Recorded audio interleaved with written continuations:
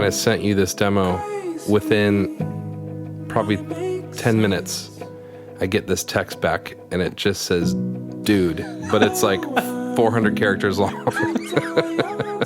All capital. Classic Jerad. I'm Josh Auer. I'm Jerad Atherton. And we are Chapters. We're seeing shadows on the wall.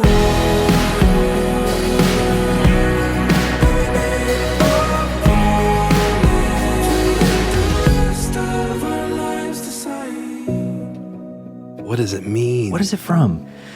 You know what, honestly, part of me, I still don't totally know.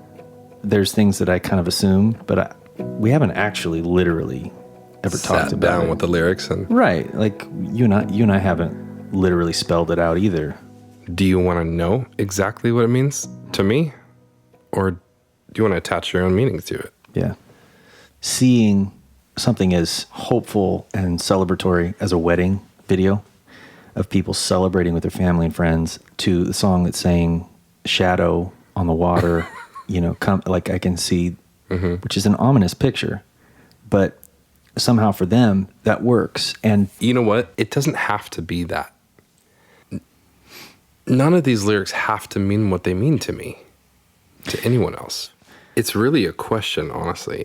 Shadows on the water is this imagery of standing on the edge of a seashore, and you're looking out over the water and you see what's coming. Right. And it's really kind of grappling with the question of, can we handle this? And I think that's open-ended enough that anyone can say yes or no to that. Like there's no answers to it. Just it's the conversation, really. Yeah.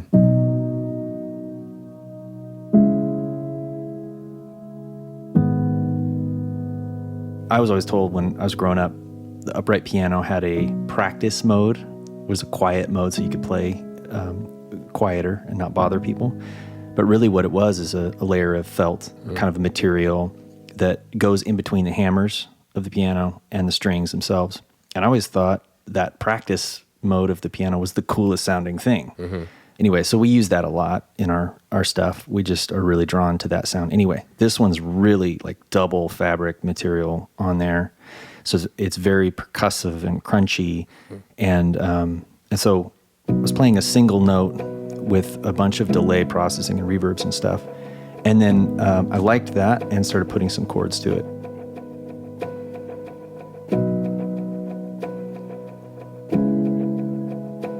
It just started a vibe. And that's what I really look for, I think, is... What kind of vibe? It's like an atmosphere, a place. And it's just funny that you would then add lyrics of shadows, because that's kind of what it sounds like musically to me.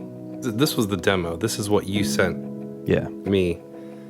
And I listened to it for weeks before even trying to attach something to it. I just picture someone walking with their hands in their sweatshirt, kicking around the dirt, just introspectively thinking or trying to figure something out peacefully, but still like there's something big maybe.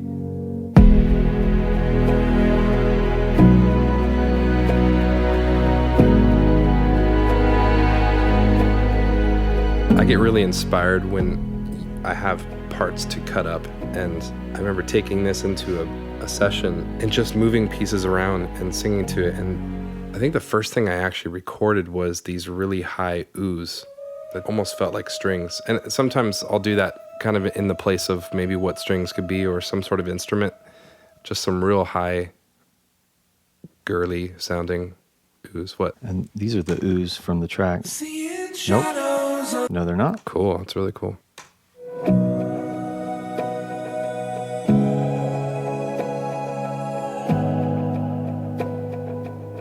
There's lots of different vocal layers there. Yeah, and I got really, really excited when I first heard this kind of pop hook that you put to it. Which came later. Yeah. Much later, after the song was kind of done. Yeah, and I kept thinking, it just needs something there. Mm-hmm. It needs a hook, and that plays into the chorus melody. I took a part of that. It's great. Yeah. What do we do on the bridge of the song? Oh, yeah. That's where the Jimmy Eat World influence comes in. Yeah, that bridge has got the 9 chord that you love doing. I could do that all day. We just kind of wanted to sit in that vibe, build up to the last chorus, but A lot of this stuff is really loopable, which we do on purpose. yeah. And then these drums at the end, I wanted it to go somewhere and give us a new color, and I just kept hearing sort of a One Republic sort of a thing where there's not heavy on the cymbals.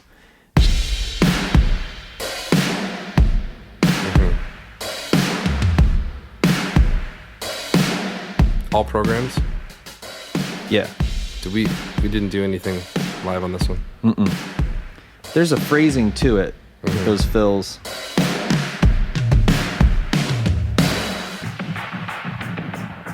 Added this percussion stuff. I don't know. Felt like the right thing to add to it. When I sent you this demo, within probably 10 minutes, I get this text back and it just says, dude, but it's like 400 characters long. All capital. Classic Jerad. Classic Jerad. I kind of live for those now. But you were so pumped on that first line.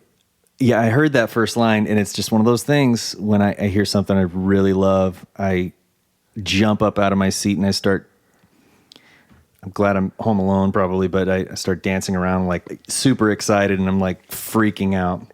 The opening line of a song I think is really, really, really important. It's kind of a big deal to me, and I think of, there's a lot of writers, if you think of like Leonard Cohen or Bono has talked about it a lot, where it's just really important to set that first line.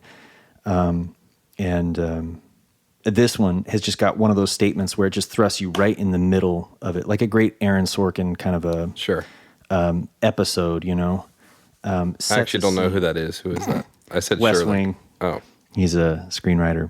Okay, I don't know what that is either, but And but hey, you go. You do your thing. yeah, I'm gonna nod anyway. It launches us right into the middle of a conversation. Yeah. That we get right to it. Very creative way to start it. Shadows.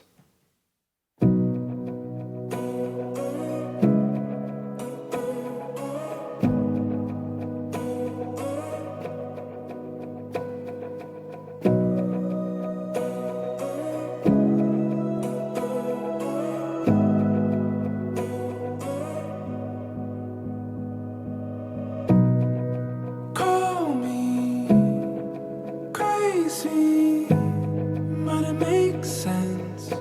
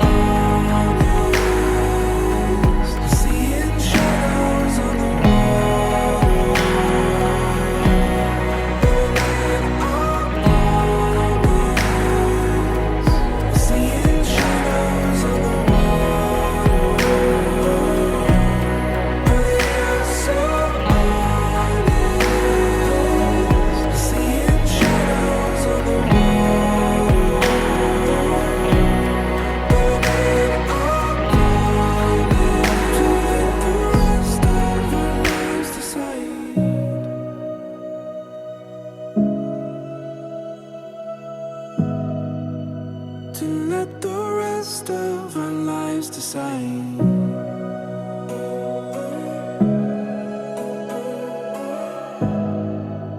To let the rest of our lives decide.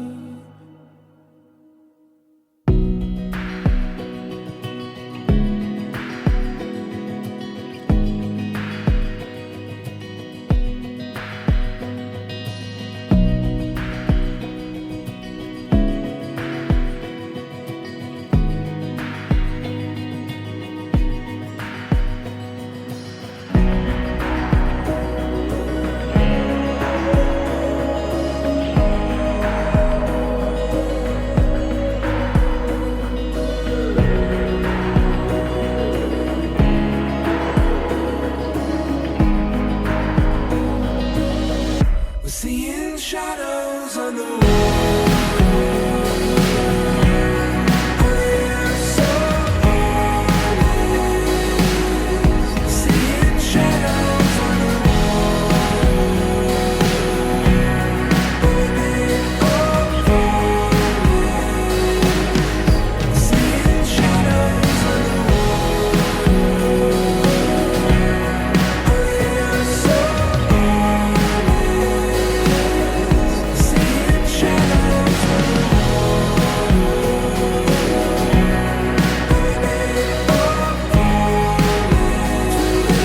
rest of our lives decide.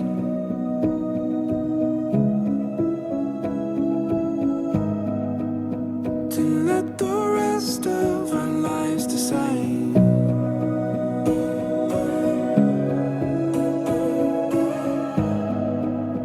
To let the rest of our lives decide. Thanks for listening. We have a lot more of these episodes coming soon, so make sure to hit subscribe and follow. You can always find the latest information on the podcast and all of our new releases at wearechapters.com.